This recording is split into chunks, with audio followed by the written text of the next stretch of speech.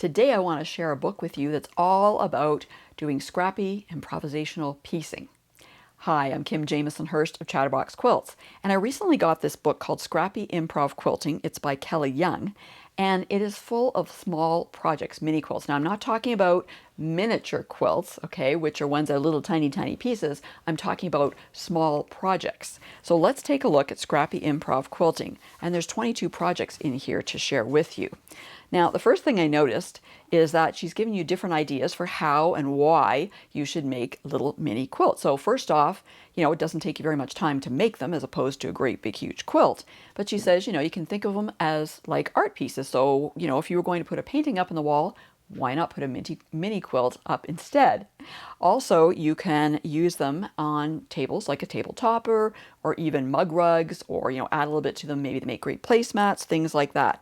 Change them into throw pillows. I think that's a great idea for some decorative accents in your home. So she has different ideas. So, why would you make mini quilts? And I like her ideas, actually. I think it's great.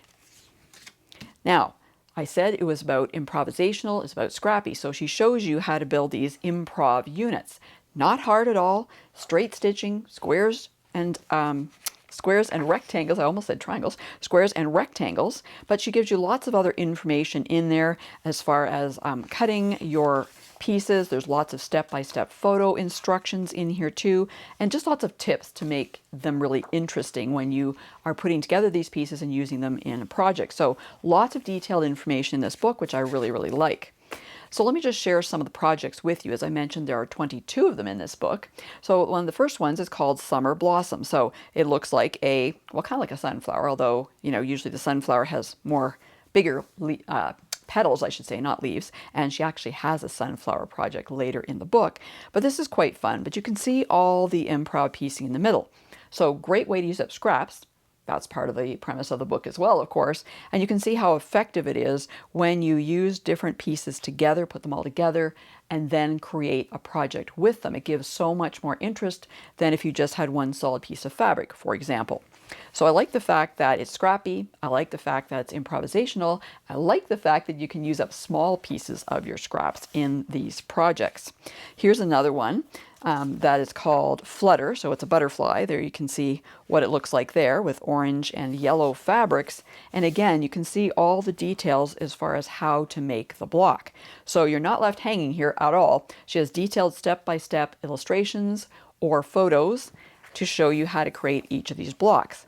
And she has different sections in here too, I should mention. So she starts with like one block mini quilts, which is what we were just looking at. And then there's different ones, like this one, for example, Full Spectrum. Again, this is almost like a color wheel, right? But really pretty. Again, lots of interest going on because you're using lots of different fabrics in these projects. And they're not huge. This one's 18 by 18. They're mini quilts, obviously, right? But I want to give you an idea of about the size we're talking about here. So those were kind of single quilts. Then she gets into simple shapes here in this section. So there are different projects in each section. You can see here we're dealing with more than one block, right? But they're still small. This is 20 by 20. I really like this one. It's just fun, right? It looks like raindrops. And again, you can have lots of fun with the different colors of fabric that you're putting in there. She's gone with kind of blues and teals in here. You could go with, more true blues if you wanted. She's put this on a gray background. You could put it on white. The choice is yours, obviously. And I think a lot of it will depend on the scraps you have in your scrap bin, right? Maybe you want to have yellow raindrops. Why not? It's fun. Here's another one called Funky Town. Again, this one's a little bit bigger because there's, more blocks going on. So thank goodness it's a bit bigger. This is a 30-inch square block, but it's really cute, right? I love house blocks and house projects. So I thought this was really cute. You've got all these different colors going on in here.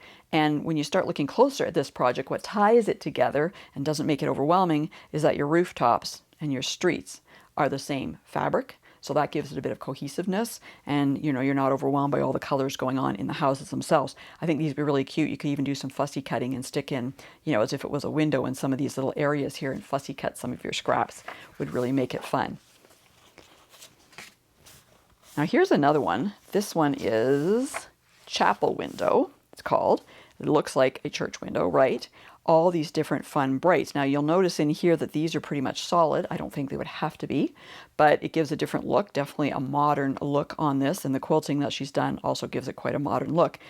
And speaking of quilting, she also tells you how these different projects are quilted, which I really like, so that you're not left wondering what to do with them. So this one's 22.5 by 22.5. So then she has another section called Seasonal Sensations. So you have ones for different times of the year. One of the first ones is called Winter Frost. So it looks like a snowflake. Very effective. This is a 20-inch square project, so not huge. But I love all the different opportunity to use whites or, reeds like white fabrics here. I have a lot of ones like this, even text in that. So when you put them all together with a solid background in this case, again, it's not overwhelming, and it definitely reads like a snowflake. So I thought this was very cute. And I love birds in quilts. So this one's called Birds of a Feather. This is interesting because you've got all this different fabrics going on in the background. Again, you've got a solid, the birds are solid. This is a 24-inch square. So you could change it up if you wanted to. I mean, you could have all different colors in the background. Here she's chosen a controlled palette. But again, lots of different opportunities depending on the fabrics in your stash of scraps. This one's Fall Foliage. Okay, this reads to me, a maple leaf, and being a Canadian, I'm always on the lookout for fun maple leaf projects, and this one fits the bill for sure. Look at all those colors in there. This is definitely a maple leaf in the fall for sure. And I also like the quilting on this one, which looks like wood grain, so that's very effective for the quilt. This is an 18-inch square project. And then she gets into, at the back of the book, Standards with a Twist. So you're going to be looking at some kind of traditional quilt blocks that she has chose to make a little bit more modern. I would say these look more modern because of what she's using to make them, all these different scraps. So this one's called Sunset Crossing. And so she's got, this is a combination of the ocean at sunset is what she has used as her inspiration here. But again, all these different little improv pieces in here paired with the quarter square triangle units in the orange. Really pretty. Again, you could change this up a lot. She's chosen a complementary color scheme here. You could change it up a lot by the kinds of fabrics you decide to put together there. This one's called All Dressed Up, and it's based on the traditional bow tie block, but again, looks a lot more modern. One part, I think, one reason for that, I should say, is I think the quilting, right? This circle that goes on here makes it look quite modern. And then look at all the different blues in here too. So you can create a lot of interest, but there's also how you apply these scraps. So if you take a look at this one, for example, you can see this kind of X happening here with the dark fabrics. She's got the lighters here, so you see this focus is on the center where it's darker. So just because it's scrappy does not mean that you haven't thought out the placement of your fabrics, right?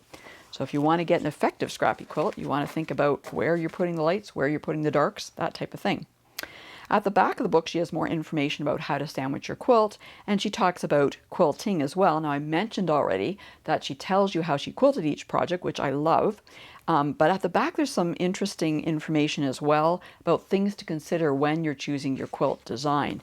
So lots of helpful information in this book, really cute projects. I think these are great when you are inundated with your scraps and you want to make some, but you don't want to make a huge big quilt. You can make some of these smaller quilts. They whip up quickly. They make great gifts. They make great wall hangings.